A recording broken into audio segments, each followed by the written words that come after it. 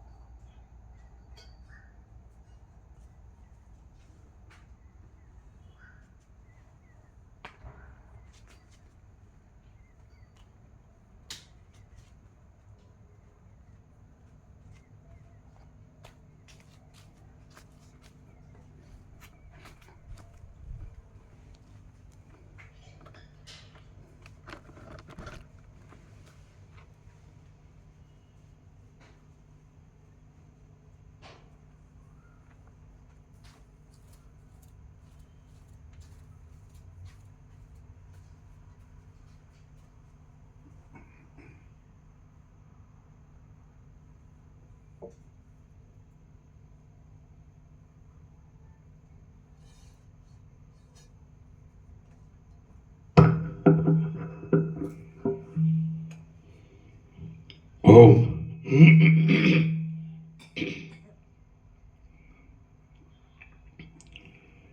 પરમ ચિદાકાશ, પરમ જ્યોતિ, અખંડ જ્યોતિ, મહાચિદાકાશ, સ્વયં પ્રકાશ, સંપૂર્ણ પ્રકાશ,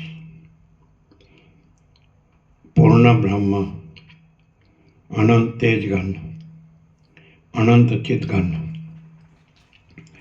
પરમાકાશ, કેવલ, અનંત, શુદ્ધ, તેજઘન, પરમાકાશ, અખિલાત્મા, પૂર્ણ બ્રહ્મ, પરમાત્મા, પરમ ચિદાકાશ, પરમ જ્યોતિ, અખંડ જ્યોતિ, અનંત, પૂર્ણ, પરમ ચિદાકાશ, परम शांति, स्वयं सिद्ध, स्वयं प्रकाश, स्वयं पूर्ण, स्वस्वरूप, यही सब कुछ है, इसके सिवा कुछ नहीं है।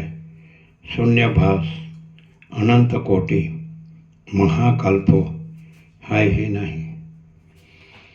महाचिदाकाश, स्वयं प्रकाश, संपूर्ण प्रकाश, महाचिदाकाश ज्योति, अनंत, अखंड, अभेद, महाचिदाकाश ज्योति, महातत्व, महासामान्य, महाचिदाकाश, स्वसंवेद्य, सहज निर्विकल्प, महाचिदाकाश, परम कैवल्य, परम शांति, परम चिदाकाश, अनंत, पूर्ण, निरपेक्ष, सत, अनंत, संपूर्ण, अपरिग्रह, निर्भ्रांत, निरपेक्ष। वशिष्ठ राम निर्वाणोत्तरार्थ राउंड 41मो राउंड।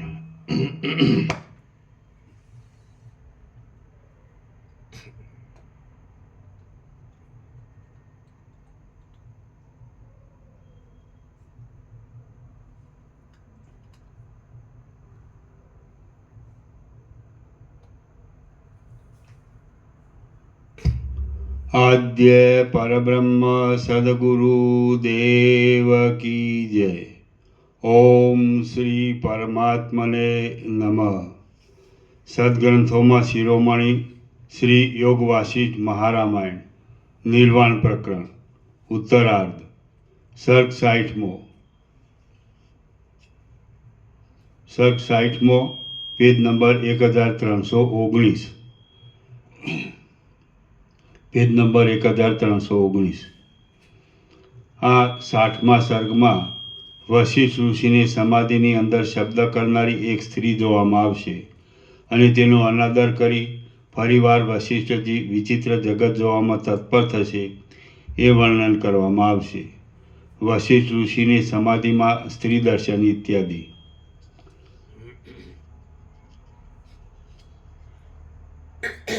આર્ય પુરુષોને ઘટે એવા વિલાસોવાળી અને મૃદુ હાસ્યવાળી એ વામાં મારી પાસે જાણે મધુર સ્વરથી અને કોમળતાથી નીચેની આર્યા બોલી. દુર્જનને લાયક એવા રાગદ્વેષ આદિ દોષોથી મુક્ત ચિત્તવાળા હે મુનિ, તમે સંસારરૂપી સરિતામાં ડૂબકા ખાઈ રહેલા જીવોને તરણાધાર તટવૃક્ષ જેવા છો. હું તમને નમસ્કાર કરું છું. દુર્જનને લાયક એવા રાગદ્વેષ આદિ દોષોથી મુક્ત ચિત્તવાળા હે મુનિ, તમે સંસારરૂપી સરિતામાં ડૂબકા ખાઈ રહેલા જીવોને તરણાધાર તટવૃક્ષ જેવા છો. હું તમને નમસ્કાર કરું છું. આ આર્યા સાંભળી અને રમણીય મુખવાળી તથા સુંદર શબ્દવાળી એ સ્ત્રીને જોઈને મને વિચાર આવ્યો, આ તો કોઈ સ્ત્રી છે, તેનું આપણે શું પ્રયોજન છે? આમ તેનો કશો આદર ન કરતા હું ત્યાંથી ચાલ્યો ગયો. અનેક જગતોના સમૂહોરૂપી માયાને જોઈ હું પ્રથમ વિસ્મય પામી ગયો હતો. એટલે પછી એ સ્ત્રીનો કશો આદર જેટલું બધું શું કે છે વશિષ્ઠ, આ સ્ત્રી છે ને એક આભાસ માત્ર છે, એનું મારે શું પ્રયોજન છે? હવે આટલાય શબ્દ તમને વશિષ્ઠના નથી ઉતરતા તો તમે અહીં બેઠા હું કામ છો? અહીં હું કામ રહ્યા છો? હું કામ રહ્યા છો? હું કામ પેલું રિનોવેશન થાય પછી હું ઉપર રહીશ ત્યાં સુધી હું તત્વબોધમાં છું. આ તત્વબોધમાં છો તમે? આ તો એક સ્ત્રી છે અને એ તો આભાસ માત્ર છે, એનું મારે શું પ્રયોજન છે? અને એમ કરીને પોઠવાળી. તો આ એક વશિષ્ઠનું એક વાક્ય લેવાતું નથી. આટલા વર્ષો હું કેવું હળી ગયું છે બધું. શું શું શું હું બોલો તમે? હે વશિષ્ઠના વાક્ય મુજબ અનાદર કરીશ. એટલે બોલવાનું ખાલી બોલી નાખ્યું બસ, અને ઉપેક્ષા કરે છે. આટલા વર્ષો ત્યાં શું કર્યું?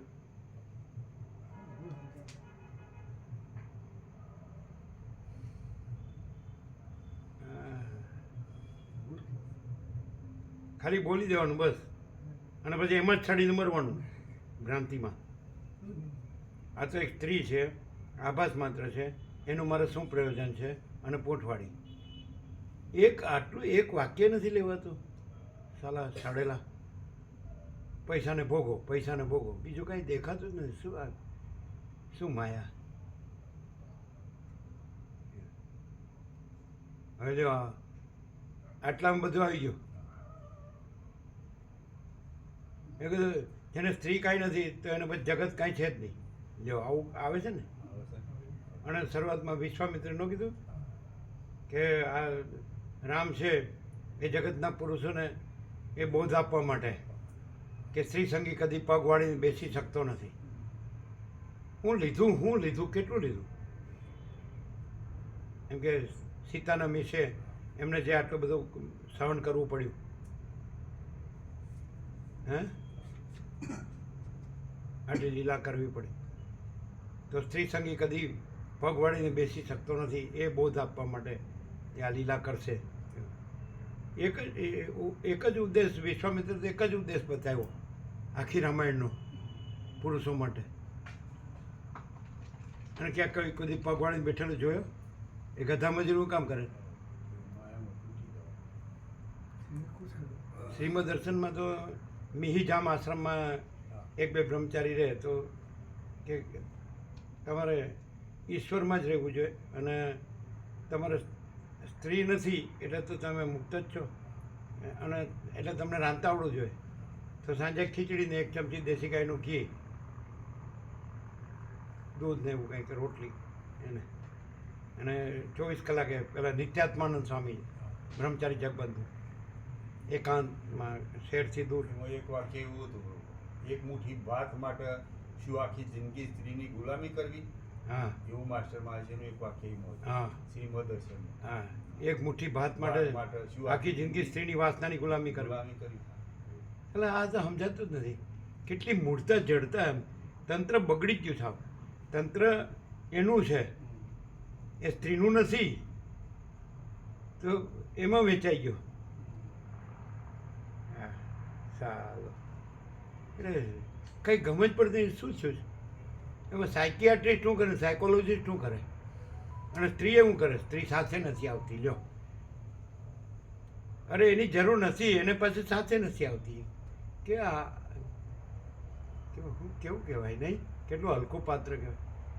હે સાથે ખાલી મરી ગયા સુધી બાજુ છોડે જ નહીં. બધાનું એવું છે ને. એવું છે. તો બધા આ સાંભળવાનો અર્થ શું? સાંભળીને તમે શાંતિ ન પામી શકો, આમાં આ ભ્રાંતિમાં છૂટી ન શકો, ભ્રાંતિ છોડી ન શકો, તો સાંભળવાનો અર્થ શું? What is meaningless. તમારો પૈસા જ ગણવાનો હોય, સ્ત્રી જ ગણવાની હોય, એની વાસના જ રાખવાની હોય, અને એમાં જ મરવાનું હોય, તો આ સાંભળવાનું શું અને બોલવાનું શું? What is the meaning? ચાલો, પ્રેક્ટિકલ કોઈ છે જ નહીં. નોબડી. કદાચ કોઈ એકાદ પાત્ર એવું હશે તો પણ એ ક્યાંક ઇન્વોલ્વ ભરાયેલું હશે. આ પૂરેપૂરો આમ ટોટલી ફ્રી નહીં હોય, એબ્સોલ્યુટલી એમ કે ચાલો કાંઈ નથી, હું પણ નથી ને જગત પણ નથી, પૈસા પણ નથી ને ભોગો પણ નથી, એવું કોઈ નહીં હોય. હે તો પછી કોઈ નહીં. ભગવા પહેરી લીધા હશે તો બીજું જ નાટક કરતો હશે કે નહીં? એમાં પૈસાવાળાને ભોગોવાળાનું જ પોસવાનું. રાત દી એમાં જ એના જ ચકડોળે ચડવાનું. ચાલો થવા દો નક્કામાં. આમાં શાસ્ત્ર ગુરુની ક્યાં જરૂર છે? અને શાસ્ત્ર ગુરુ એને માટે છે. એ તો આ જ કહેવાના ને. જો વશિષ્ઠ જેવા ગુરુ હોય ને, યોગાસિદ્ધ જેવું શાસ્ત્ર હોય, ઉપનિષદ જેવું શાસ્ત્ર હોય, કે ગીતા જેવું, ગમે રામાયણ ભાગવત, તો એ આ જ કહેવાનું ને કે આ બધું ખોટું છે, એ અનંત માચિદાકાશ છે, બસ બીજું કાંઈ નથી. એ સિવાય શું કહે? એ પરબ્રહ્મ કહે કે પરમાત્મા કહે. શબ્દ પછી શબ્દય નથી, તત્વબોધય નથી, શાસ્ત્રય નથી ને ગુરુય નથી, અજ્ઞાન નથી, જ્ઞાન નથી, બંધ નથી, મોક્ષ નથી, કશું છે જ નહીં. ચલો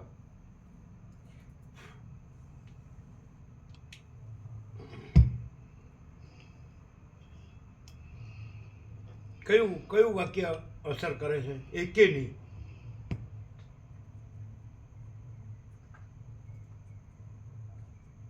તો પછી અહીં રહેવાનો શું અર્થ? અને આ બધું વાંચવાનો લખવાનો શું અર્થ? અંદર શું ભર્યું છે? અને અંદરથી બધું કાઢી નાખો તો કાંઈ વાંચવા લખવાનું નથી, કાંઈ શાસ્ત્ર ગુરુ નથી, કાંઈ નથી. એ તો છે જ. એનું ક્યાં કંઈ કરવાનું, એ ક્યાં લાવવાનું કે મેળવવાનું? એક બીજો કોઈ ક્યાં છે? એ પોતે જ છે. અનંતમાં ચિદાકાશ છે, પતી ગયું. અને ભ્રાંતિ છે જ નહીં, માયા છે જ નહીં, મોહ છે જ નહીં, અજ્ઞાન છે જ નહીં. પછી જ્ઞાનની ક્યાં જરૂર? અજ્ઞાન હોય તો જ્ઞાનની જરૂર ને. એ કેટલું સમજાય છે આમ શબ્દોમાં નહીં. શબ્દોમાં બોલો જ પણ અંદર આચરણ નથી, અનુભૂતિ નથી. આચરણ અનુભૂતિમાં કેટલું આવે છે? શબ્દોને છોડી દો. આચરણમાં તો નહીં, પોતે આચરણમાં નહીં. એટલે અનંત માચિદાકાશ છે એનું આચરણ કરવાનું છે.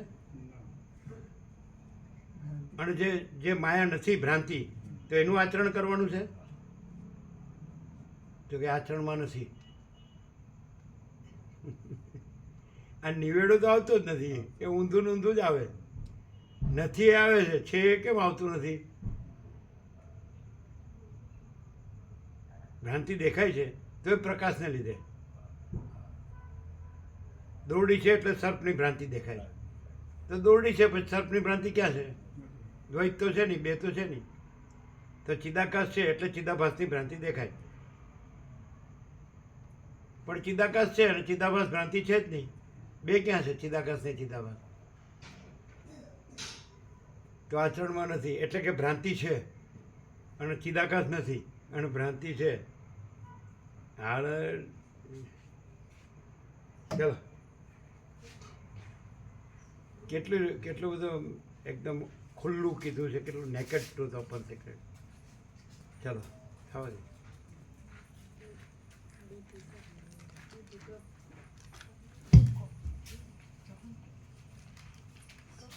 હા ચાલો બેસી જાઓ, બેસી જાઓ, વાંચવાનું, સાંભળવાનું. આ આર્યા સાંભળી અને રમણીય મુખવાળી તથા સુંદર શબ્દવાળી એ સ્ત્રીને જોઈને મને વિચાર આવ્યો. બેસવાની ગાદી આપો. ક્યાં આપી? આ છેલ્લે આ બેઠાને ક્યાં આપી? ચલો. આ તો કોઈ સ્ત્રી છે, તેનું આપણે શું પ્રયોજન છે? આમ તેનો કશો આદર ન કરતા હું ત્યાંથી ચાલ્યો ગયો. અનેક જગતોના સમૂહોરૂપી માયાને જોઈ હું પ્રથમ વિસ્મય પામી ગયો હતો. એટલે પછી એ સ્ત્રીનો કશો આદર ન કરતા મેં પાછું આકાશની અંદર વિહાર કરવાનું શરૂ કર્યું. હવે એ સ્ત્રીને જોવાથી મને એ સ્ત્રીના સંબંધમાં જે વિચારો ઉત્પન્ન થયા તેમને મેં આ તો એક આભાસ માત્ર જ છે એવા વિવેક વડે સમૂળા છોડી દીધા. પછી હું ચિદાકાશ રૂપે પાછો જગત સંબંધી માયાને જોવા લાગ્યો. જેમ સંકલ્પ વડે ખડા થઈ ગયેલા સ્વપ્નમાં દેખાતા તથા વાક્ય રચના વડે આબેહૂબ સ્પષ્ટ દેખાતા પદાર્થો શૂન્ય રૂપ જ હોય છે, તેમ વસ્તુતઃ પ્રખર આરંભવાળા એ સર્વ જગતો પણ શૂન્ય ચિદાકાશ રૂપ જ હતા. આમ એ જગતો શૂન્ય રૂપ હતા, તેથી તેમાંના કેટલાક તો કોઈ જગ્યાએ ક્યારેય દેખાતા કે સંભળાતા ન હતા. વળી તેઓ પ્રલય, મહાપ્રલય તથા સૃષ્ટિ રચનાનો કાળ એ સર્વ સમયમાં એક રૂપે જ રહ્યા હતા. એ એકબીજા જગતોને વિશે પ્રલયો થયા કરતા હતા. એ પ્રલયોમાં પુષ્કરાવર્તક મેઘો ઉન્મત્ત થતા હતા, ઉત્પાતના ઉન્મત્ત વાયુઓ વાતા હતા અને મોટા મોટા પર્વતોના ફાટવાથી બ્રહ્માંડરૂપી માંડવો ગાજી ઉઠતો હતો. તેમાં પ્રલયાગ્નિ ભડભડતો હતો અને તેથી કુબેરના ભવનો ચટ બળી જતા હતા. તેમાં બારે સૂર્યો દડાની પેઠે અત્યંત તપતા હતા અને આકાશમાં ઘૂમતા હતા. તેમાં દેવોના નગરોનો સંહાર થવાથી ચોતરફ કાન ફાડી નાખે એવો પોકાર ચાલતો હતો અને અગ્નિ તથા પવનના સંઘર્ષથી ગર્જનાઓ થતી હતી. વળી તેઓ સર્વ પર્વતોના શિખર મંડળોને ગળી જવા તલપાપડ થતા હતા. તેમાં પ્રલયાગ્નિની જ્વાળાઓ ભભૂકતી હતી, તેથી વાંસો ફાટવા જેવો ચટ અવાજ થતો હતો. પોતાનો સ્વભાવ ચૂકી જવાથી ક્ષીણ થયેલા ક્ષોભને લીધે જ જાણે તેઓ ક્ષોભ પામતા હતા અને દેવ સમૂહના તથા જળજંતુઓના ક્ષોભથી તેઓ આકાશમાં તેમજ મહાસાગરમાં ક્ષોભ ઉત્પન્ન કરતા હતા. તેઓ દેવો, મનુષ્યો, દૈત્યો અને મનુષ્યોના ઘરોમાં થઈ રહેલા ઘોઘરા શબ્દોથી કર્કશ હતા. તેમજ સાત સાગરના પૂર ઉલટ્યાથી તેઓ સૂર્યમંડળને તથા ચંદ્રમંડળને પૂરી દેતા હતા. પરંતુ એક જ મંદિરમાં સૂતેલા પુરુષોને પોતપોતાના સ્વપ્નમાં પ્રતીત થતી રણની ગર્જનાઓ જેમ બીજાઓના જાણવામાં આવતી નથી, તેમ આ સર્વ જગતોને પણ આ પ્રલયો પરસ્પર જાણવામાં આવતા નથી. એ જગતોની અંદર મેં હજારો રુદ્રો જોયા, કરોડો અને સેંકડો બ્રહ્માઓ જોયા, લાખો વિષ્ણુઓ દીઠા અને અનેક કલ્પોના સમૂહો પણ સંપૂર્ણ રીતે મારા જોવામાં આવ્યા. તેમાંના સૂર્યનારાયણ વિનાના, અહોરાત્રથી રહિત, ભૂતળથી પણ રહિત અને કલ્પો વડે, યુગો વડે કે વર્ષો વડે જેનો અંત જ નથી આવતો, એવા કોઈ એક જગતમાં કેવળ તર્ક વડે ક્ષય અને ઉદય થતો મારા જોવામાં આવ્યો. આ સર્વ ચિદાત્માની અંદર રહેલું છે, ચિદાત્માથી જ ઉત્પન્ન થયેલું છે, ચૈતન્ય રૂપ છે, ચારે બાજુ ચિદાત્મા જ પ્રસરી રહેલા છે. સત્ય પણ ચિદાત્મા જ છે અને તે જ સર્વરૂપે થઈ રહેલું છે. આ સર્વ વાત તે વખતે બરાબર મારા જોવામાં આવી. હે પ્રિય રામચંદ્રજી, તમે ઘટપટ આદિ કોઈ પણ પદાર્થના રૂપને કલ્પી લઈ તેને અમુક નામ વડે કહો છો. હવે આ બાબતમાં આપણે ખરી રીતે જોઈએ તો એ ચિદાત્મા જ કેમ જાણે તમે કલ્પી લીધેલા તેવા તેમાં નામરૂપને આકારે થયો હોય એમ પ્રતીતિમાં આવે છે. હવે એ ચિદાત્માનું વાસ્તવ સ્વરૂપ જોઈએ તો તે આકાશથી પણ અતિ શૂન્ય છે. તેથી તે કશા નામરૂપને આકારે થઈ રહેલો જ નથી. એ ચિદાકાશમાં કલ્પાયેલું આ શૂન્યરૂપ આકાશ જ જગતના નામરૂપને આકાર પરિણામ પામેલું ભાસે છે. જગતના નામરૂપને આકારે પરિણામ પામેલું ભાસે છે. અને શબ્દરૂપે પરિણામ પામેલા એ આકાશ વડે આ સર્વ જગતો પરમ ચિદાકાશ રૂપ છે. હે પ્રિય રામચંદ્રજી, આ જે કાંઈ દ્રશ્ય જોવામાં આવે છે તે કેવળ ભ્રાંતિરૂપ છે અને આકાશ વૃક્ષની મંજરીની પેઠે સાવ મિથ્યા જ છે.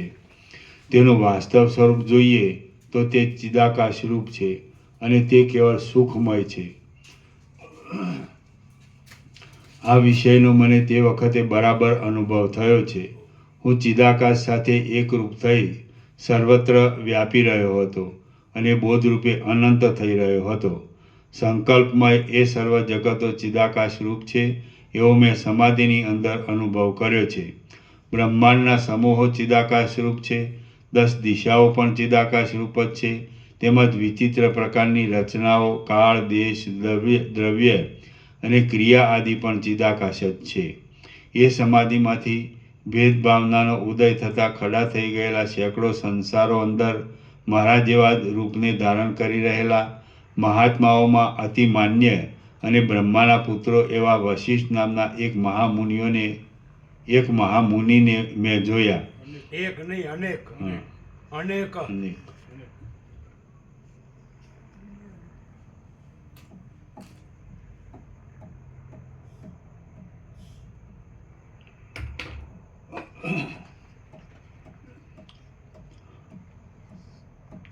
એ સમાધિમાંથી ભેદભાવનાનો ઉદય થતાં ખડા થઈ ગયેલા સેંકડો સંસારો અંદર મારા જેવા જ રૂપને ધારણ કરી રહેલા મહાત્માઓમાં અતિ માન્ય અને બ્રહ્માના પુત્રો એવા વશિષ્ઠ નામના અનેક મહામુનિઓને મેં જોયા.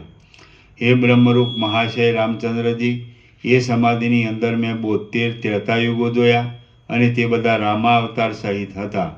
વળી એ સમાધિમાંથી સેંકડો સત્યયુગો અને સેંકડો દ્વાપર યુગો પણ મારા જોવામાં આવ્યા.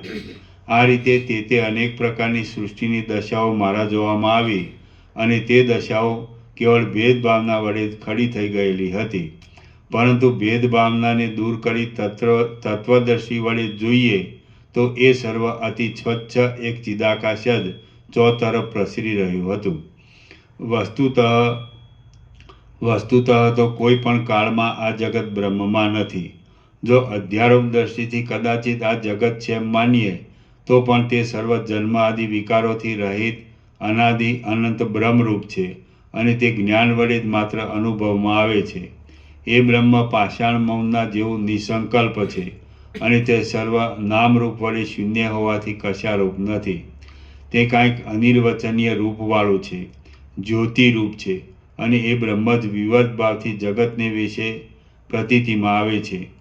નિરાકાર ચિદાકાશની અંદર દ્રશ્યની કશી સત્તા જ નથી, છતાં પોતાની ચેતનની સત્તા જ નિરાકારપણે રહ્યા છતાં સ્વપ્નના અનુભવની પેઠે આ જગતને આકારે પ્રતીતિમાં આવે છે. એ બ્રહ્મ આત્માથી જુદું નથી પણ આત્મારૂપ જ છે. સૂર્ય આદિનો પ્રકાશ જેમ અજવાળું કરે છે અને વખતે આવરણને લીધે અજવાળું નથી પણ કરતો, તેમ પ્રકાશરૂપે પરબ્રહ્મ પણ સઘળું કરે છે અને તત્વદ્રષ્ટિ વડે જોતા તો કશું કરતું નથી. સમાધિમાં જોવામાં આવેલા લાખો જગતોમાં ચંદ્રબિંબો મને ઉષ્ણ જણાયા હતા અને સૂર્યની મૂર્તિઓ શીતળ જણાઈ હતી. વળી કેટલાક જગતોમાં તો પ્રજાઓ અંધારામાં દેખતી હતી અને પ્રકાશમાં દેખતી ન હતી. ત્યાંના મનુષ્યો ઘુવડના જેવા આચારવાળા દિવસે આંધળા અને રાત્રિએ દેખતા હતા અને તેમનો સ્વર પણ ઘુવડના જેવો જ હતો. કેટલાક બ્રહ્માંડોમાં તો શુભ કર્મ વડે અધોગતિ, શુભ કર્મની નીચે ટાંચ છે. મનની કલ્પનાનું નિરંકુશપણું જણાવવા અહીં આમ કહેલું છે, બાકી વસ્તુતઃ તેમ નથી. કારણ કે વેદ આદિ શાસ્ત્રો શુભ કર્મથી ઉર્ધ્વલોક પ્રાપ્તિ અને પાપ કર્મથી અધોલોક પ્રાપ્તિ કહે છે. કેટલાક બ્રહ્માંડોમાં તો શુભ કર્મ વડે અધોગતિ અને પાપ કર્મથી સ્વર્ગ પ્રાપ્તિ થતી હતી. તેમજ ઝેર ખાવાથી પ્રાણીઓ જીવતા હતા અને અમૃતનું ભોજન કરવાથી તેમનું મરણ થતું હતું. ચિદાકાશની અંદર દ્રઢ ભાવના વડે જે વસ્તુને જેવી જેવી રીતે કલ્પી લેવામાં આવે છે અને જેવી રીતે તે ખડી થઈ ગયેલી દેખાય છે તેવી જ રીતે તે ભોગકાળમાં પણ સ્ફુટ રીતે જોવામાં આવે છે. પછી તે સત્ય હો કે અસત્ય હો તે વિશે કશો વિચાર કરવાનું રહેતું નથી, કેમ કે બ્રહ્મ જ વાસના કર્મ વગેરે પ્રમાણે વિવર્ત રૂપે તેવે ભાવે થઈ રહેલું ભાસે છે. એ સમાધિમાં ચિદાકાશની અંદર મેં વિચિત્ર જંગલો જોયા હતા. તે જંગલોના વૃક્ષોના મૂળ ડાળીઓ જેવા લાગતા હતા અને તેમના પત્ર પુષ્પો વગેરે વજ્રમણી જેવા કઠણ લાગતા હતા.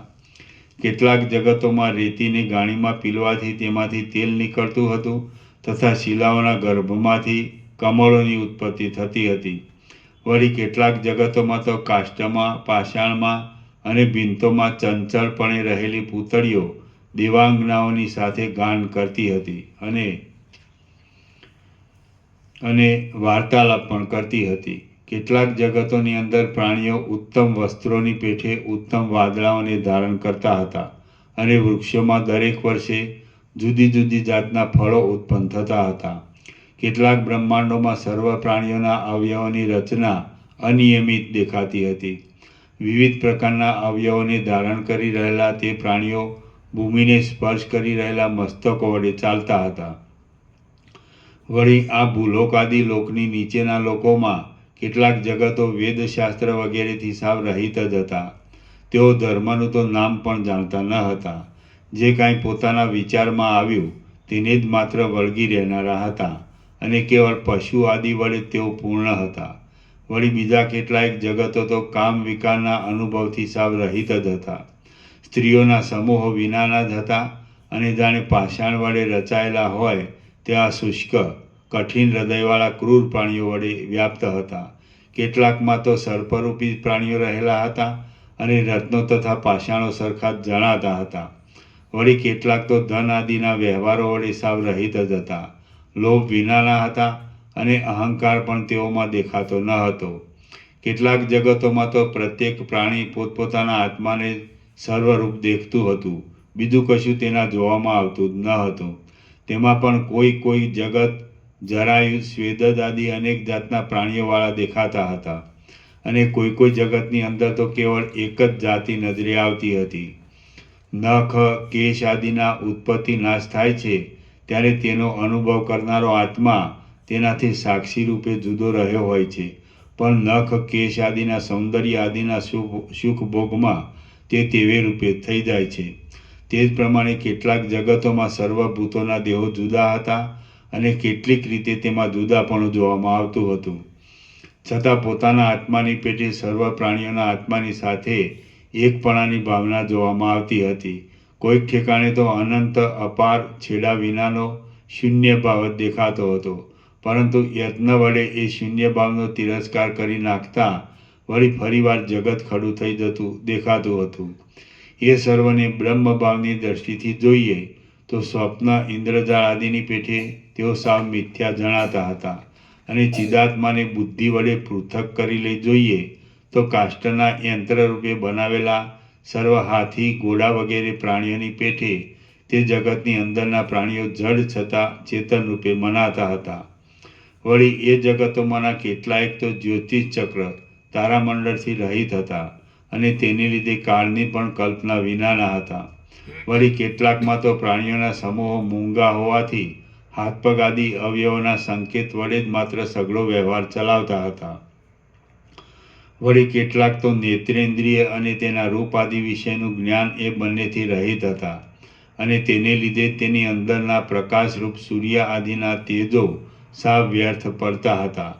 આ સર્વ જગતોની જે સ્થિતિ મેં વર્ણવી છે તે એકાગ્ર ચિત્તવાળા યોગીની માનસિક કલ્પના વડે અનુભવમાં આવે એવી છે. વળી કેટલાક જગતોમાં પ્રાણીઓમાં નાસિકા ઇન્દ્રિય અને તેના વિષયરૂપ ગંધના જ્ઞાનથી રહિત હતા અને તેને લીધે તેની અંદરનો શુભ ગંધ સાવ નકામો લાગતો હતો. કેટલાક જગતોના જંતુઓ સ્વભાવે સાવ મૂંગા હતા અને કેટલાકની આગળ ઉચ્ચારેલો શબ્દ નકામો થવાથી તેઓ બહેરા માલુમ પડતા હતા. વળી બીજા કેટલાક તો શબ્દનું બરાબર જ્ઞાન ન થવાને લીધે બહેરાપણાથી મૂંગા થઈ રહેલા હતા, અને કેટલાકમાં તો સ્પર્શ વિશેનું જ્ઞાન ન હોવાથી ત્યાંના પ્રાણીઓ પાષાણના જેવા ત્વચા ઇન્દ્રિય વિનાના દેખાતા હતા. કેટલાક જગત દેખાતા હતા, છતાં મનોરાજ્યના જેવા કેવળ કલ્પિત જ હતા. વળી કેટલાકમાં વ્યવહાર થયા કરતો હતો, છતાં પિશાચના વ્યવહારની પેઠે અદ્રશ્ય હોવાથી તે ઇન્દ્રિયો વડે ગ્રહણ થઈ શકતો ન હતો. કેટલાક જગત પૃથ્વીમય જ હતા અને એક જ જગ્યાએ સ્થિર થઈ રહ્યા હતા. વળી કેટલાક તો પિંડી ભાવથી ઘાટાપણાથી રહિત હતા. કેટલાકમાં કેવળ જળ જ ભરપૂર હતું અને કેટલાક અગ્નિ વડે જ પૂર્ણ હતા. કેટલાકમાં તો ચોતરફ પવન જ ભરેલો હતો અને કેટલાકમાં તો યોગ સિદ્ધિ વડે સર્વ વસ્તુઓ સર્વ કાર્ય વડે સિદ્ધ થઈ શકે એવું દેખાતું હતું. આવી રીતે એ ચિદાકાશની અંદર ઉપર વર્ણવેલા સર્વ જગતો કે બ્રહ્માંડો મારા જોવામાં આવ્યા. તેઓ ખરી રીતે ચિદાકાશ રૂપ જ હતા. તે છતાં વિવર્ત ભાવથી તેવા અનેક રૂપે દેખાતા હતા. જેમ શિલાઓના કોતરની અંદર દેડકાઓ રહે છે અને જેમ જમીનની અંદર કેટલાક કીડાઓ રહે છે, તેમ ફક્ત એક પૃથ્વીરૂપી મહાભૂત વડે પરિપૂર્ણ એવા કેટલાક જગતોમાં પણ પ્રાણીઓ રહેતા હતા. વળી બીજા કેટલાક જગતો કેવળ એક જળ વડે જ પરિપૂર્ણ ભરેલા હતા. જેમ સમુદ્ર આદિના જળમાં મોટા મોટા માછલાઓ અને મગરમચ્છો વગેરે ફર્યા કરે છે, તેમ તેમને વિશે પૃથ્વી, પર્વત, વન વગેરેમાં પણ અનેક પ્રાણીઓ નિરંતર ફર્યા કરતા હતા. બીજા કેટલાક જગતો ફક્ત એક અગ્નિ વડે જ પૂર્ણ હતા. તેની અંદરના પ્રાણીઓ પણ અગ્નિમય જ હતા અને તેમાં જળ આદિનો ભાગ હતો જ નહીં. તેઓ ફરતા ઉંબાડિયાની જેમ સારી રીતે ભ્રમણ કરતા હતા. વળી બીજા કેટલાક જગતો કેવળ પવન વડે જ ભરેલા હતા. તેની અંદર રહેલા પ્રાણીઓ પણ કેવળ વાયુરૂપ અંગવાળા જ હતા અને ધનંજય નામના વાયુવાળા પુરુષની પેઠે તેઓ આકાશમાં ભ્રમણ કરતા હતા. વળી બીજી કેટલીક સૃષ્ટિઓનું સ્વરૂપ કેવળ આકાશમય જ હતું. તેમની અંદરના પ્રાણીઓ પણ તેવા જ આકાશરૂપને ધારણ કરી રહ્યા હતા અને તેઓ દર્શન આદિ વ્યવહાર કરી શકતા હતા. પાતાળમાં રહેલા, આકાશની અંદર ભમ્યા કરતા, સ્થિર થઈ રહેલા, અનેક વિલાસોવાળા અને દિશાઓના જુદા જુદા ભાગમાં રહેલા અનેક પ્રકારના જગતો ચિદાત્મા રૂપી મહાસાગરના ચંચળ પરપોટા જેવા હતા. તેમાં મારા જોવામાં ન આવેલ હોય એવું કશું જ નથી. શ્રી યોગવાસિષ્ઠ મહારામાયણમાં નિર્વાણ પ્રકરણના ઉત્તરાર્ધનો જગતજાલ વર્ણન નામનો સર્ગ 60મો સમાપ્ત. સર્ગ 61મો. આ 61મા સર્ગમાં અજ્ઞાનને લીધે બ્રહ્મની અંદર જગત રહેલું દેખાય છે અને તેનો નાશ પ્રતીતિમાં આવતા છતાં તે બ્રહ્મરૂપ હોવાથી નાશ વિનાનું છે અને જ્ઞાન વડે જોતા તો ત્રણેય કાળમાં જગત નથી એ કહેવામાં આવશે. જ્ઞાન દ્રષ્ટિએ ત્રણેય કાળમાં જગતનો અભાવ છે. વશિષ્ઠ બોલ્યા, જેમ જળની અંદર જળના પ્રવાહ સાથે તણાતા જતા અનેક પરપોટાઓ જોવામાં આવે છે, તેમ ચિદાકાશની અંદર ચિદાકાશના ચેતનપણાને લીધે તેમાંથી આ અનેક જીવો સ્ફુરી આવે છે અને તે જ આપણા મનરૂપ છે. એ આપણા મન વસ્તુતઃ શુદ્ધ ચિદાકાશ રૂપ છે અને પોતાની મેળે જ વાસનાને યોગે અનંત જગતોને આકારે થઈ રહેલા છે. રામ બોલ્યા, મહાપ્રલયમાં સર્વનો નાશ થઈ જાય છે અને જો સર્વ પ્રાણીઓના સમૂહો લય પામે છે તો એ પછી કોને અને કેવી રીતે આ સૃષ્ટિ પાછી પ્રતીત થાય છે? વશિષ્ઠ બોલ્યા, મહાપ્રલયથી સર્વ પદાર્થોનો ક્ષય થઈ જાય છે એટલે પૃથ્વી, જળ, તેજ, વાયુ અને આકાશ એ પંચ મહાભૂત વડે બનેલો સર્વ પ્રપંચ પૂરેપૂરો વિનાશ પામે છે અને બ્રહ્માથી માંડી સ્થાવર પર્યંત સર્વનો લય થાય છે. એ પછી આ જગતનો ફરીવાર પાછો અનુભવ કેવી રીતે થાય છે તે હું કહું છું, તે તમે સાંભળો. બ્રહ્મ અવર્ણ્ય છે, પરમાર્થરૂપ હોવાથી સર્વત્ર ભરપૂર છે અને ચૈતન્ય છે. એ જ છેવટ મહાપ્રલયમાં અવશેષ રહે છે એમ તત્વવેત્તાઓ કહે છે. તો પણ આ જગત એ ચૈતન્ય માત્ર અવશેષ રહેલા બ્રહ્મના એક હૃદયના જેવું છે. તેથી તે તેનાથી જરા પણ જુદું કરી શકાતું નથી. એ પરમાત્મામાં જ જગતને પોતાની સત્તા વડે સત્તાવાળું અને પોતાના હૃદયરૂપ સમજે છે અને તેમ સમજવામાં તેને વિનોદ થવો એ જ માત્ર એક હેતુરૂપ છે. બાકી વિચાર કરીએ છીએ તો વાસ્તવ રૂપથી જોતા તો જગતનું કશું રૂપ અમારા દેખવામાં આવતું નથી. જો એમ જ છે તો પછી શું નાશ પામે છે અને શું ઉત્પન્ન થાય છે? જેવી રીતે એ પરમ કારણરૂપ પરબ્રહ્મ અવિનાશી છે, તેવી જ રીતે તેના પેટમાં રહેલું જગત પણ અવિનાશી જ છે અને મહાપ્રલયાદિક પણ તેના અવયવરૂપ જ છે. આ બાબતમાં કેવળ અજ્ઞાન જ ભેદભાવને ઉત્પન્ન કરનારું છે અને તે પણ જો શોધક વૃત્તિથી જોવા જઈએ તો દેખાતું નથી. માટે કોઈ કાળે કોઈ જગ્યાએ કોઈનું કશું નાશ પામતું નથી અને કશું ઉત્પન્ન પણ થતું નથી. બ્રહ્મ શાંત છે અને જન્માદિ વિકારોથી રહિત છે. તે જ વિવર્તભાવથી દ્રશ્યરૂપે થઈ રહેલું જોવામાં આવે છે. જે શુદ્ધ ચૈતન્ય પરમતત્વની સત્તા મહાવિશાળ આકાશની અંદર અને અતિ સૂક્ષ્મ પરમાણુના 1000માં ભાગ માત્રમાં પણ વ્યાપી રહેલી છે, એ મહાચૈતન્યનું આ જગત એક શરીર છે. તો પછી એ મહાચૈતન્યની સત્તાનો નાશ થયા વિના જગતની સત્તા શી રીતે નાશ પામે છે? અને એ મહાચૈતન્ય સત્તાનો કદી પણ નાશ થતો જ નથી. જેમ સ્વપ્નમાં ચિદાત્માનું પોતાનું સ્વરૂપ જ સ્વપ્ન સૃષ્ટિરૂપે પ્રસરી રહેલું ભાસે છે, તેમ ચિદાકાશરૂપ પરમાત્મા જ આદિ સૃષ્ટિથી આરંભ કરી આ દ્રશ્ય જગતને આકારે થઈ રહેલા ભાસે છે. સૃષ્ટિ એ એક ચિદાકાશના અવયવરૂપ અને તેનો ક્ષય તથા ઉદય એ બંને પણ તેવી જ જાતના ચિદાકાશના અવયવરૂપ છે. આમ સર્વ ચિદાકાશ રૂપ જ છે. તો પછી તેમાં શું વિનાશી છે અને શું અવિનાશી છે? એ પરમાર્થરૂપ ચૈતન્ય તત્વ અછેદ્ય છે. શસ્ત્ર આદિ વડે છેદી શકાય તેવું નથી. અદાહ્ય છે. અગ્નિ આદિ વડે બળી જાય તેવું નથી. સડી જાય તેવું પણ નથી અને શોષાઈ જાય એવું પણ નથી. એ તત્વ અવિવેકી પુરુષની દ્રષ્ટિમાં આવતું જ નથી. જગત જો તે તત્વના હૃદયના જેવું એક પેટાનું અંગ છે તો પછી તે તેના રૂપ જ છે. જેમ એ પરમ તત્વનો નાશ થતો નથી, તેમ તેની અંદર રહેલું જગત, તેની અંદરના સુખ દુઃખ અને અજ્ઞાન આદિનો અનુભવ એ પણ ઉત્પત્તિ કે નાશ પામતા નથી, પરંતુ કેવળ સ્વભાવ વડે થયા કરતા તેના સ્મરણ અને વિસ્મરણને લીધે જગત, તેની અંદરના સુખ દુઃખ તથા અજ્ઞાન આદિની પ્રતીતિ અને અપ્રતીતિ એ બંનેની કલ્પનાને કેમ જાણે આત્મા જ પોતે અજ્ઞાન વડે કલ્પી લેતો હોય એમ ભાસે છે. જે વસ્તુ પોતે જેના રૂપ હોય છે તેનો ક્ષય થયા વિના એ વસ્તુનો ક્ષય થતો જ નથી. માટે બ્રહ્મરૂપે રહેલું દ્રશ્ય પણ બ્રહ્મના જેવું જ અક્ષય છે એમ તમે સમજો. મહાપ્રલયાદિ પણ મહાકાળ રૂપે રહેલા એ પરબ્રહ્મના એક અવયવરૂપ છે. પરમ શુદ્ધ ચૈતન્ય સ્વરૂપ આકાશની અંદર ઉત્પત્તિ અને પ્રલયની સ્થિતિ ક્યાંથી જ હોય? વળી એ ચિદાકાશ નિરાકાર છે. તેની અંદર થવું, હોવું, ઘટવું, વધવું ઇત્યાદિ ભાવ વિકારો વગેરે પણ શી રીતે સંભવે અને ક્યાંથી સંભવે?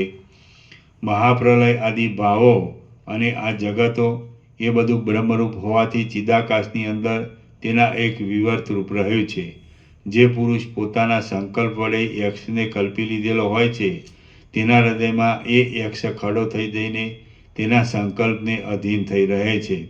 તે જ પ્રમાણે દ્રશ્ય એ ચિદાત્માના સંકલ્પથી ખડું થઈ જઈને તેને અધીન થઈ રહેલું છે.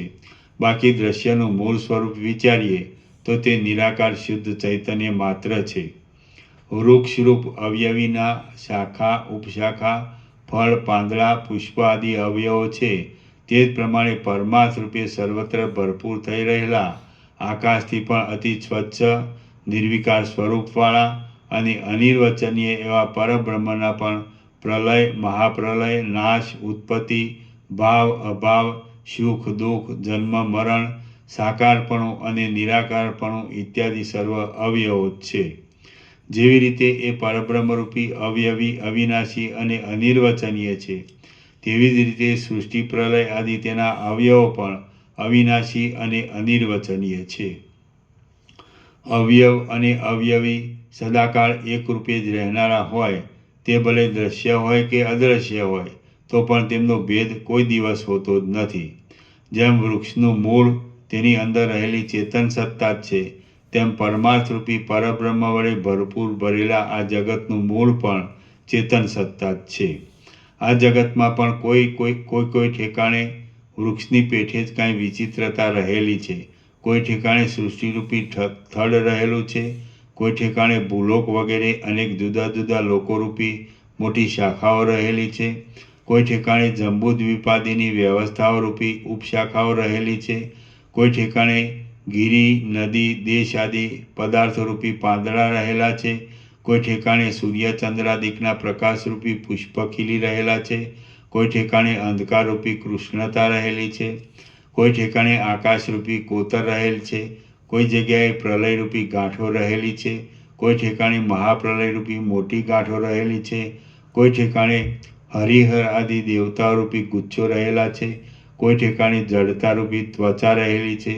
આ પ્રમાણે નિરાકાર ચિદાકાશનું પોતાનું સ્વરૂપ જ ચિદાકાશરૂપે રહેલા બ્રહ્મની અંદર જગત સંબંધી અનેક આકાર ભેદો વડે પ્રતીત થઈને રહેલા છે.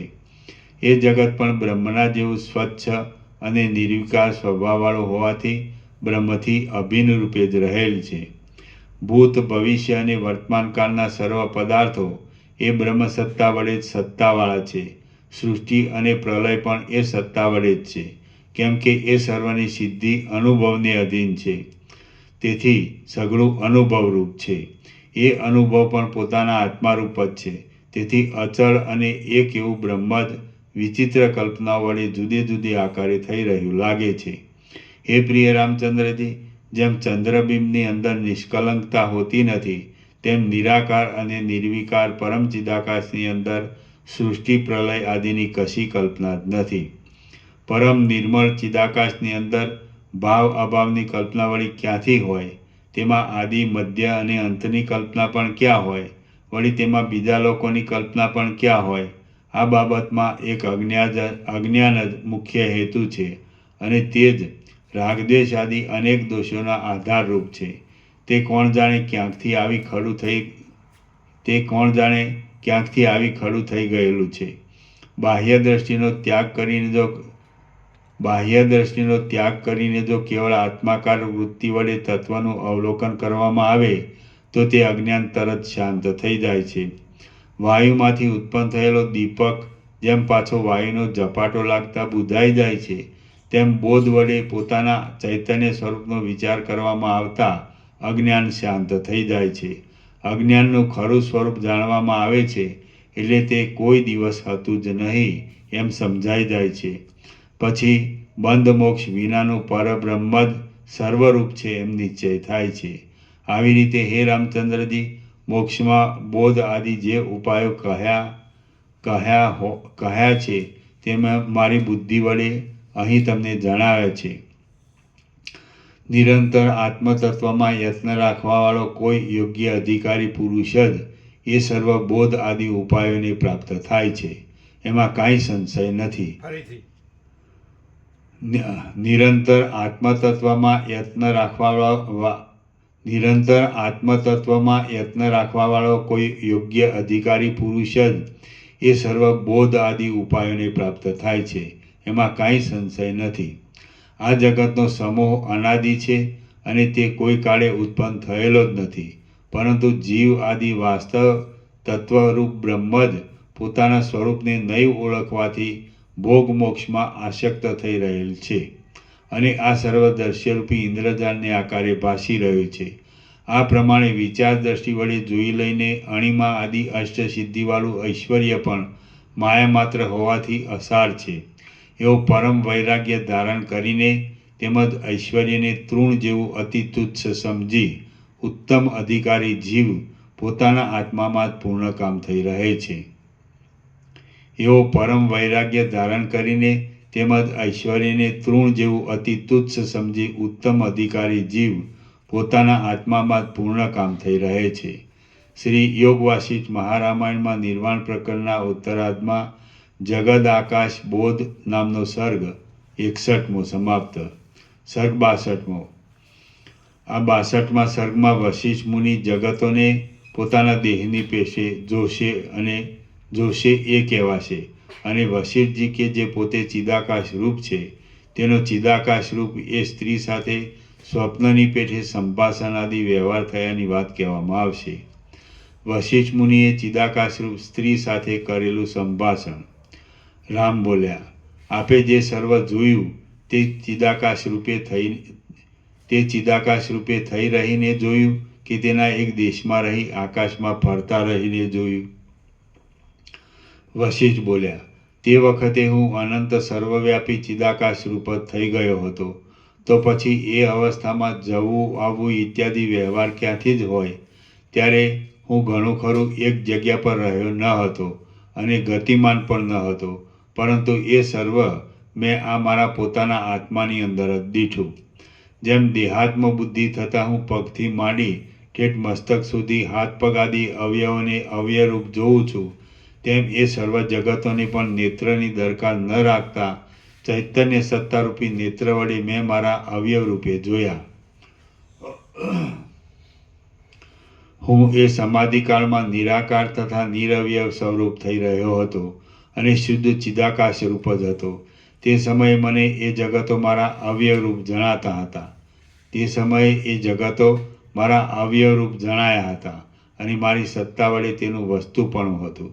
આમ છતાં તેનું વસ્તુત્વ નાશ પામ્યું નહીં અને તેઓ મારા અવયવ રૂપે ભાષ્યા. વળી પોતાની મેળે તેઓ સાવ સત્તા શૂન્ય હતા, તેથી તેમનું વાસ્તવિકપણું પણ કાયમ ન રહ્યું. આ વિશે તમારે પ્રમાણ જોઈતું હોય તો સ્વપ્નમાં જોવામાં આવતો સ્વપ્ન સૃષ્ટિનો વિલાસ સમજી લેવો. સ્વપ્નમાં જો કે દ્રશ્ય અનુભવમાં આવે છે, પરંતુ તે કશું વાસ્તવ હોતું નથી. એ સર્વ ચિદાકાશ રૂપ જ હોય છે અને ચિદાત્મા જ વિવર્ત ભાવથી તેવે રૂપે દેખાય છે. જેમ વૃક્ષરૂપી દેહમાં આત્મા રૂપે રહેલો જીવ પોતાના પત્ર, પુષ્પ, ફળ આદિને પોતાના અંગ રૂપે જુએ છે, તેમ મેં પણ પોતાના ચૈતન્ય સત્તારૂપી નેત્ર વડે એ સર્વ જગતોને મારા પોતાના અવયવ રૂપે જોયા. જેમ અનંત રૂપે ભરપૂર થઈ રહેલો સમુદ્ર અભિમાની જીવ પોતાની અંદર રહેલા સર્વ જળચર પ્રાણીઓને, તરંગોને, ચકરીઓને અને ફીણના પરપોટાને પોતાની દ્રષ્ટિથી જુએ છે, તેમ મેં પણ એ જગતોને મારી પોતાની બુદ્ધિ વડે જોયા. જેમ કોઈ એક અવયવી પોતાના અવયવોને પોતાના આત્માની અંદર પોતાથી જુદા ગણતો નથી અને પોતાના આત્મારૂપ જ ગણે છે, તેમ મેં પણ પોતાના આત્માની અંદર એ જગતને પોતાના આત્માથી જુદો નહીં ગણતા પોતારૂપ જ ગણ્યા. હે રામચંદ્રજી, હું ચિદાકાશ સાથે એકરૂપતાને પ્રાપ્ત થઈ ગયો હતો. તેથી હું એ સર્વ સૃષ્ટિઓને આજે પણ દેહની અંદર, આકાશની અંદર, પર્વતની અંદર, જળની અંદર અને સ્થળની અંદર સર્વત્ર દેખું છું. આપણી પાસે દ્રષ્ટિ મર્યાદામાં રહેલું આ જગત અને આ ઘરનો, બહારનો તથા અંદરનો ભાગ એ બધું અનેક જગતના સમૂહ વડે પરિપૂર્ણ છે, એમ હું ચૈતન્ય તત્વ સાથે એકરૂપ થઈ ગયેલો હોવાથી સમજું છું. જેમ જળ રસને પોતાનાથી અભિન્ન સત્તાવાળો ગણે છે, તેમ જળ પોતાનાથી અભિન્ન સત્તાવાળો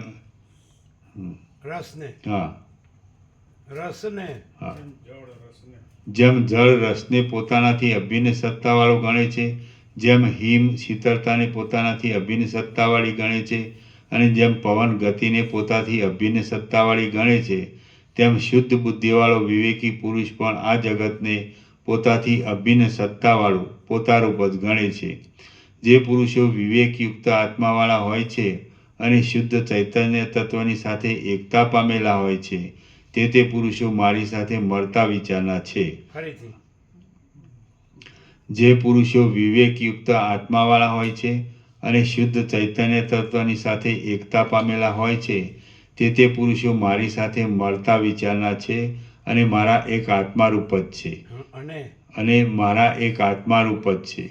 કેમ કે હું તેવા પુરુષોને મારા આત્મારૂપ જ સમજું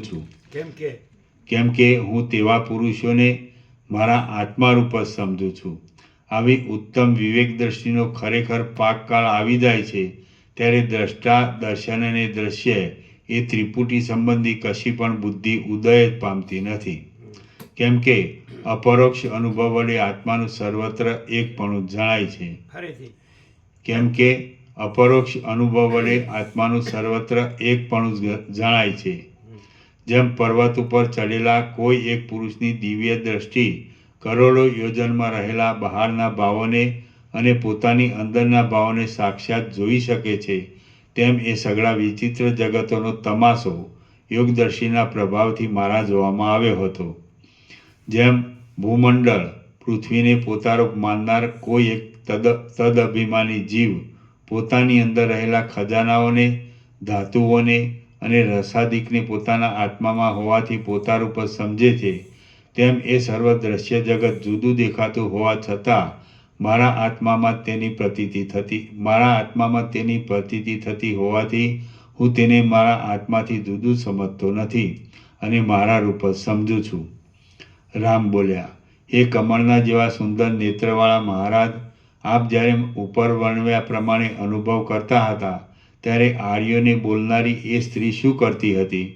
વશિષ્ઠ બોલ્યા, પ્રથમ પ્રમાણે પ્રશંસા, પ્રીતિ આદિ બતાવનારો વ્યાપાર કરતી અને તે જ આર્યા બોલ્યા કરતી એ સ્ત્રી ચિદાકાશની અંદર દેવીની પેઠે ચિદાકાશરૂપી દેહ વડે મારી પાસે ઊભી હતી.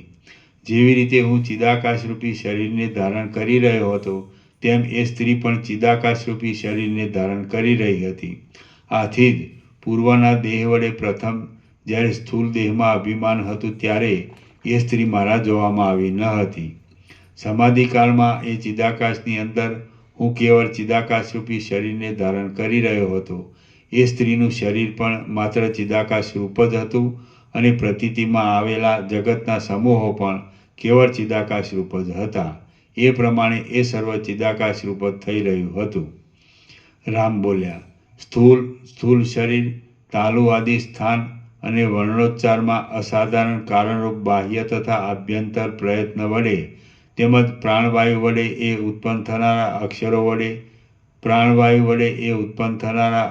વડે જે વાક્ય મુખ આદિ દ્વારા બહાર નીકળે છે તે ચિદાકાશરૂપી શરીરને ધારણ કરી રહેલી એ સ્ત્રીમાંથી શી રીતે ઉત્પન્ન થઈ શકે? વળી આપ તો ચિદાકાશરૂપી શરીર ધારણ કરી રહ્યા હતા, તો આપને પણ એ સ્ત્રીના રૂપનું દર્શન અને તે સંબંધી વિચાર એ બંને શી રીતે થયા? હે મહારાજ, આ બાબતમાં જે ખરું તત્વ હોય અને જે નિશ્ચય હોય તે આપ મને કહો. વળી એ સ્ત્રી સાથે આપને જે સંભાષણાદિ વ્યવહાર થયો હોય તે પણ કંઈ સંભળાવો.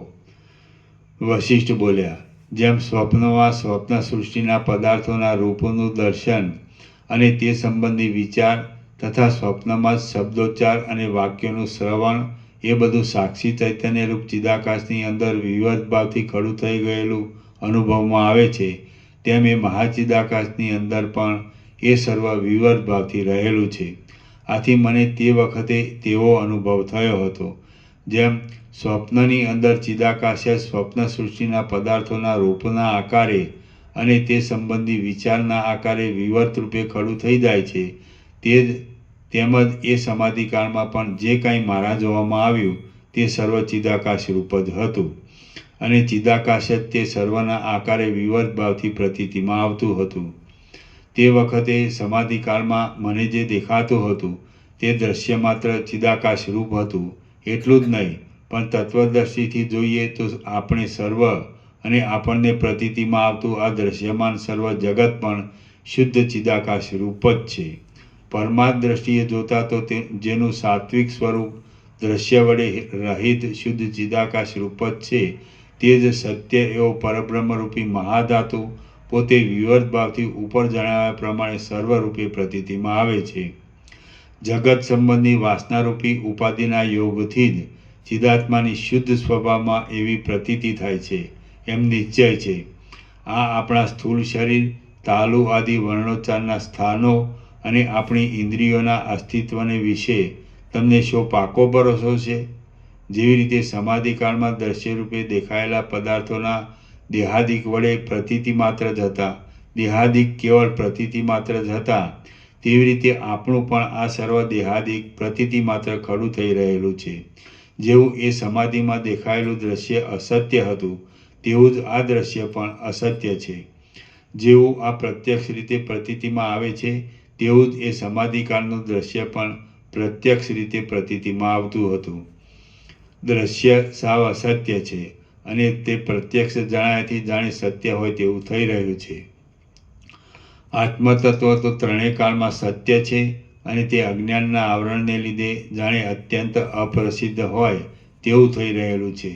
સ્વપ્નની અંદર જમીન ઉપર જે ખેડ આદિ વ્યવહાર કરવામાં આવે છે તથા રસ્તામાં જે જવા આવવાનો વ્યવહાર કરવામાં આવે છે તેમજ પર્વતની ઉપર જે શયન આદિ વ્યવહાર કરવામાં આવે છે તે સર્વ વ્યવહાર ચિદાકાશ રૂપ છે.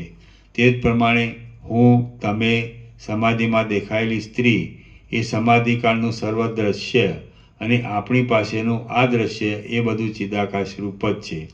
મનુષ્યની જેમ સ્વપ્નમાં યુદ્ધના કોલાહલો અને તે સંબંધમાં થતા યોદ્ધાઓના હલનચલન વગેરે મિથ્યા છતાં અનુભવમાં આવે છે તેમાં અનેક સંસારના સમૂહો પણ મિથ્યા છતાં અનુભવમાં આવે છે. તમે કદાચ કહેશો કે સ્વપ્નમાં દ્રશ્યની શોભા ક્યાંથી હોય અને શા હેતુથી જોવામાં આવે છે, તો એ તમારું કહેવું જ અયોગ્ય છે, કેમ કે અનુભવની બાબતનો હેતુ અનુભવ સિવાય બીજો નથી. તેથી એ વાત અહીં વચમાં બોલાવી યોગ્ય નથી.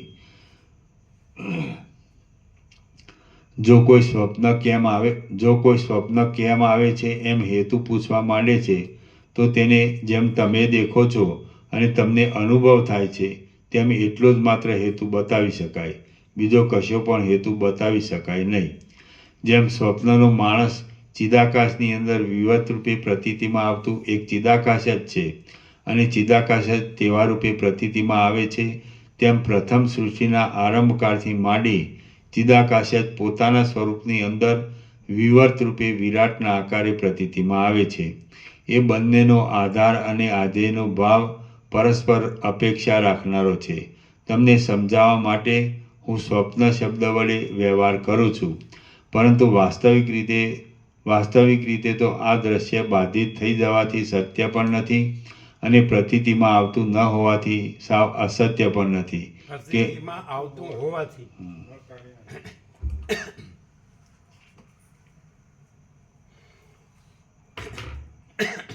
પરંતુ વાસ્તવિક રીતે તો આ દ્રશ્ય બાધિત થઈ જવાથી સત્ય પણ નથી અને પ્રતીતિમાં આવતું હોવાથી સાવ અસત્ય પણ નથી કે સ્વપ્ન તુલ્ય પણ નથી, પરંતુ તે કેવળ બ્રહ્મરૂપી જ છે.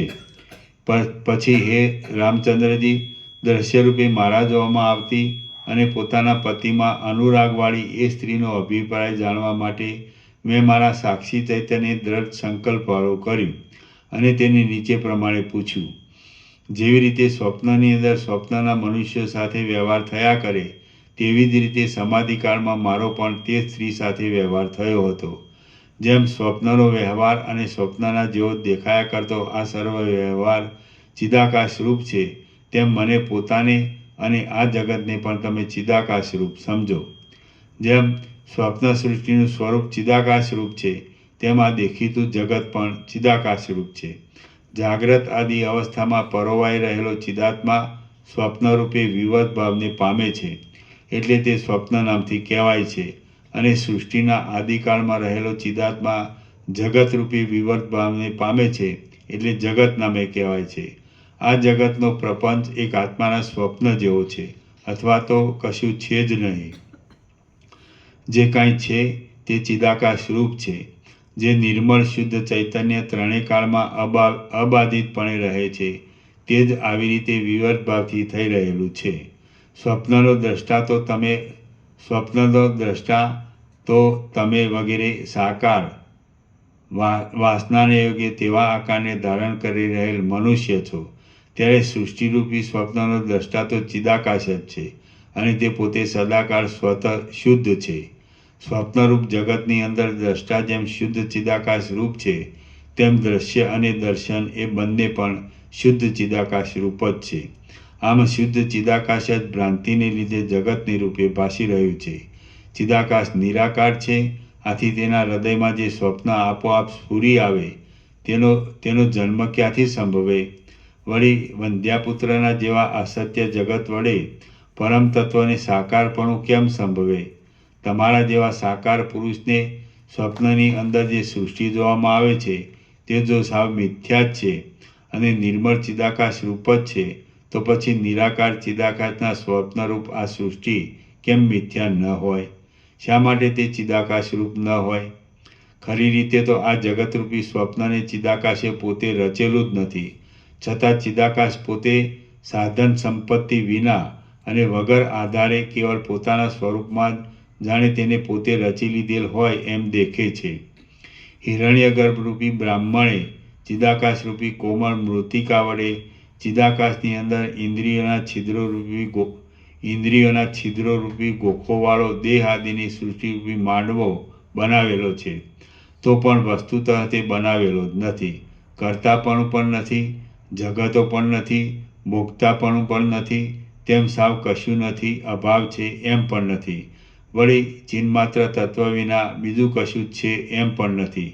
માટે તમે એ સર્વના સાક્ષીરૂપ ચૈતન્ય સ્વરૂપ થઈ રહી પાષાણની પેઠે મૌનનો આશ્રય કરી બહારના સંસારના પ્રવાહ પ્રમાણે સુખથી આચરણ રાખે જાઓ. તેમાં શરીર પ્રારબ્ધ શેષ પર્યંત ભલે રહો અથવા પ્રારબ્ધ ક્ષય થયા પછી ભલે ન રહો. શ્રી યોગ વાસિષ્ઠ મહારામાયણમાં નિર્વાણ પ્રકરણના ઉત્તરાર્ધનો ચિદૈક્ય નામનો સર્ગ 62મો સમાપ્ત. ઓમ ઓમ ઓમ. પાનો નંબર 1329. 29. હા.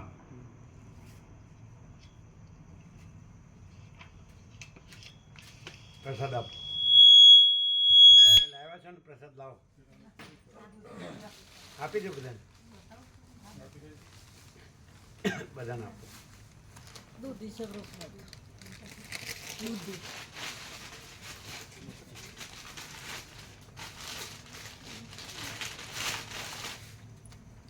શું છે? દૂધી. હા, લઈ લો, દૂધી લઈ લો.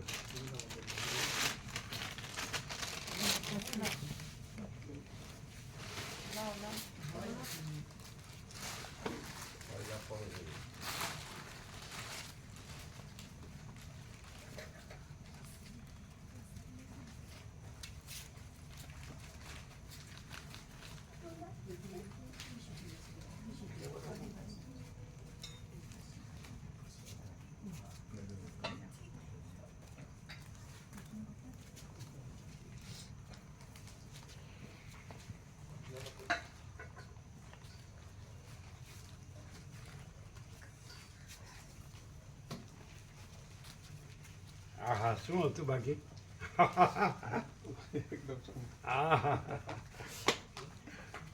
બેડો પાર. આહા હા હા.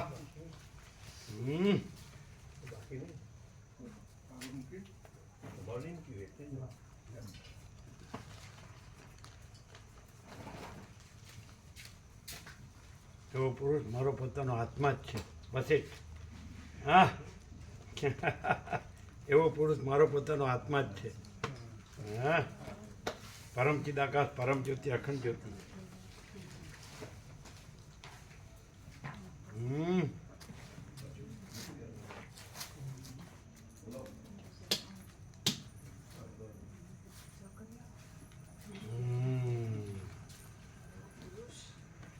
સર્વચિદાકાશ છે.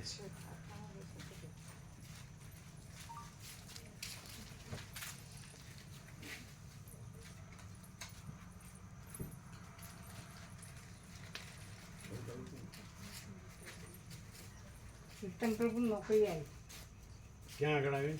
ભાવનગર. સરસ. ભાવનગર. મહુવા. હે? ભાવનગર મહુવા. મહુવા? હા. ભાવનગરના મહુવા અલગ છે. મહુવામાં જ આવી. તો ભાવનગર નો કહેવાય મહુવા ને? મહુવા દરિયા કિનારો છે. દરિયા કિનારો છે ને? જઈ આવ્યા? ના ગુરુવારે ગુરુ 5 તારીખ આવી. 5 તારીખથી એટેન્ડ કરવાનું. એટેન્ડ 5મી થી કરવાનું. ભાવનગર જવાનું 5 તારીખે. ભાવનગર જવાનું. ત્યાંથી ઓર્ડર આપો. ત્યાંથી મહુવા. ઓર્ડર મહુવા ને? હા. હા, તો ભાવનગર નો કે આમ ભાવનગર તો સેન્ટર હશે. એ તો તાલુકો. જિલ્લામાં હાજર થવું તાલુકો. પડે. તાલુકો ભાવનગર. તાલુકો. અને મહુવા? મહુવા તાલુકો છે ભાવનગર. ભાવનગર જિલ્લો. ભાવનગર જિલ્લો. મહુવા તો જિલ્લામાં હાજર થવું પડે. દરિયા કિનારો છે મહુવા. ખબર? સરસ બહુ સરસ છે. મહુવા ત્યાં તલગાજરડા ગામ છે મોરારીદાસ મોરારી બાપુ છે એમનું ગામ છે મહુવા તલગાજરડા હા તલગાજર. એમનો આશ્રમ ત્યાં છે. મોરારી બાપુ રામાયણ કરે ને, હા હા કથા કરે ને. હા. હવે તેમની અવસ્થા થઈ સરસ 5મી હમ. એટલે 5મી ભાવનગર એટેન્ડ કરવાનું હમ.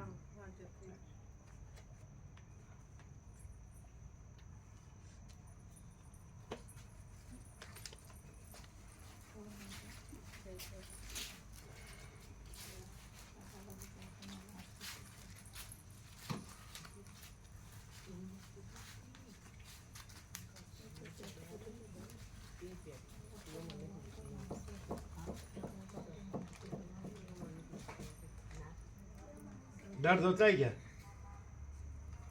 दर्द होता है ये टैबलेट ले रहे हैं ना के पेन किलर तो मैंने इससे- कूतરું કર્યું હવે ઇન્જેક્શન ચાલુ કર્યા હા. ડ્રેસિંગ માટે લઈ જજો પાછું કાલે કાલ જવાનું. હે કાલ જવાનું. હા કેટલા 4 ઇન્જેક્શન છે ને ચાલ. 4 ચાલ. अब तो विश्राम होता है क्या हाँ पूरा भोजन प्रसाद लेता है ને हाँ हाँ એટલે વાંકા વળાતું નથી એટલે દુખતું હશે પાટો બોધીનો. હે પાટો બાંધેલો છે. હા, પાટો Dressing બાંધેલો. કરેલું છે ને, dressing. એટલે પાટો બાંધેલો ને હા બરાબર અને કઈ હા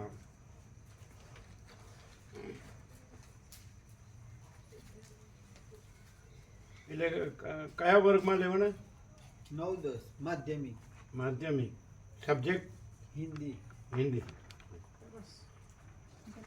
હમણાં ચિરંજીવી દિલીપ પ્રભુ હિન્દી જ લેશે વિજાપુર હા. હાઈસ્કૂલ એ તો 11-12માં 11-12. એ 11-12માં લે હમ. એટલે ઉચ્ચતર ને ગ્રેડેશન ઊંચું હોય એમાં હિન્દી જ લેશે એના ચિરંજીવી નાના 3માંથી સૌથી નાના દિલીપ વિજાપુર એ આવતા હોય છે હમણાં આવ્યા હતા નહીં મહાશિવરાત્રિમાં એના ચિરંજીવી આવ્યા હતા બધા એ આગલે દાડા આવ્યા હતા હા એ આગલે દાડા નરીન આગલે દાડા આવ્યા હતા અમદાવાદ ભણવા જતા હતા ને તેથી 12 આવ્યા હતા હા